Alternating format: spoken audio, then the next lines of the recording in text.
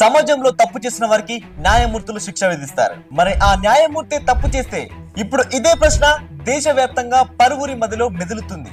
ఇందుకు కారణం దేశ రాజధాని ఢిల్లీ హైకోర్టు జడ్జి యశ్వంత్ వర్మ ఇంట్లో కరెన్సీ కట్టల వ్యవహారం. సమాజంలో తప్పు చేసిన వారికి న్యాయమూర్తులు శిక్ష విధిస్తారన్నది మనందరికీ తెలిసిన విషయమే. మరి ఆ న్యాయమూర్తి తప్పు చేస్తే ఏం చేస్తారు? ఇప్పుడు ఈ వీడియోలో క్లుప్తంగా తెలుసుకుందాం. ఒక న్యాయమూర్తి తప్పు చేస్తే ఏం చేస్తారు అని దేశవ్యాప్తంగా పలువురి మధ్యలో మెదులుతుంది. ఇందుకు కారణం దేశ రాజధాని ఢిల్లీ హైకోర్టు జడ్జి యశ్వంత్ వర్మ ఇంట్లో ఉన్న కట్టల నోట్ల వ్యవహారం. ఆయన ఇంట్లో జరిగిన అగ్ని ప్రమాదం దేశంలో ఒక కొత్త చిచ్చు రాజేసింది. అది ఇప్పుడు న్యాయ వ్యవస్థ ప్రతిష్టకి మచ్చ తెచ్చి పెట్టింది. ఆ కరెన్సీ కట్టలు తనవి కాదని జస్టిస్ వర్మ చెప్తున్నప్పటికీ అసలు నిజం ఏంటో తెలియాలి అంటే విచారణ జరపాలని దేశవ్యాప్తంగా డిమాండ్లు వ్యక్తమవుతున్నాయి. న్యాయ వ్యవస్థలో భాగమైన అలహాబాద్ హైకోర్టు బార్ అసోసియేషన్ సైతం వర్మ తీరుపై సందేహాలు లేవనెత్తుతూ విచారణకు డిమాండ్ చేస్తుంది. కానీ సుప్రీంకోర్టు కొలీజియన్ మాత్రం తమ సహచరుణ్ణి కాపాడే ప్రయత్నం చేస్తుందంటూ విమర్శలు వెల్లువెత్తుతున్నాయి. మరి తప్పు చేస్తే న్యాయమూర్తులకు శిక్ష ఉండదా? ఆ పదవి నుండి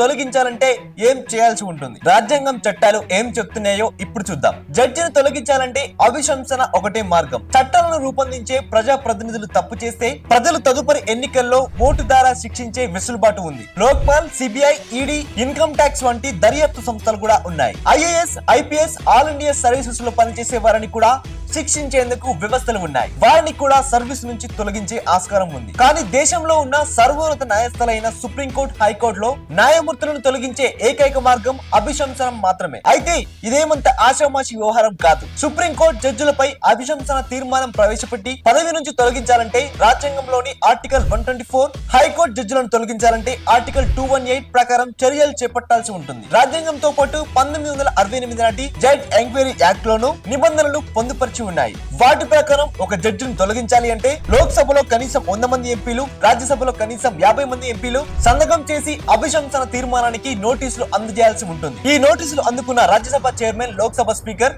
వాటిపై నేరుగా చర్చ జరిపేందుకు ఆస్కారం లేదు. జడ్జి ఎదుర్కొంటున్న ఆరోపణలపై 3 సభ్యులతో కమిటీ ఏర్పాటు చేసి విచారణ జరపాల్సి ఉంటుంది. ఆ కమిటీ విచారణలో జడ్జిపై ఉన్న ఆరోపణలు నిజమై తేలితే అప్పుడు సభలో అభిశంసన తీర్మానాన్ని స్వీకరిస్తారు. తద్వారా చర్చ ప్రారంభం జరుగుతుంది. ఈ తీర్మానం పాస్ అవ్వాలంటే సాధారణ మెజారిటీ సరిపోదు. తీర్మానాన్ని ఎంతమంది ఆమోదించాలో మీకు తెలుసా? బిల్లులో తీర్మానాలు సాధారణంగా మెజారిటీతో పాస్ అవుతాయి. అంటే సభలో ఆ సమయానికి ఉన్న సభ్యులలో సగం కంటే ఒక్క ఓటు ఎక్కువగా ఉన్నా సరిపోతుంది అన్నమాట. కానీ అభిశంసన తీర్మానంలో అలా కాదు. ఇందుకోసం ఖచ్చితంగా స్పెషల్ మెజారిటీ ఉండాల్సిందే. అంటే మొత్తం సభలోని సభ్యుల సంఖ్యలో సగం కంటే ఎక్కువ మంది తీర్మానానికి అనుకూలంగా ఉండాల్సి వస్తుంది. ఆ సంఖ్య సభలో ఆ సమయానికి ఉన్న సభ్యుల్లో 3/2 కంటే తక్కువ కాకుండా ఉండాలి. ఈ సంఖ్యా బలంతో స్పెషల్ మెజారిటీతో లోక్సభలో పాస్ అయిన తీర్మానాన్ని రెండవ సభ రాజ్యసభకు పంపించాల్సి ఉంటుంది. ఆ సభలోని స్పెషల్ మెజారిటీతో పాస్ అయితే అభిశంసన తీర్మానం పాస్ అయినట్టు లెక్క.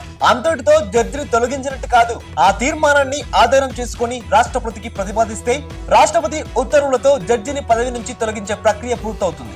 అంటే ఇదంతా జరగాలంటే పార్లమెంట్ ఉభయ సభలలో దాదాపు ఏకాభిప్రాయం ఉంటేనే ఇది సాధ్యమవుతుంది. అయితే ఇంతకీ ఈ జడ్జిని తొలగిస్తారా? ఇదంతా సాధ్యమయ్యే విషయమేనా? మీరందరూ కూడా కామెంట్ బాక్స్ లో కామెంట్ చేయండి. ఈ వీడియో నచ్చితే మీ ఫ్రెండ్స్ కి షేర్ చేయండి. మన ఛానల్ ని సబ్స్క్రైబ్ చేసుకోండి. Thanks for watching.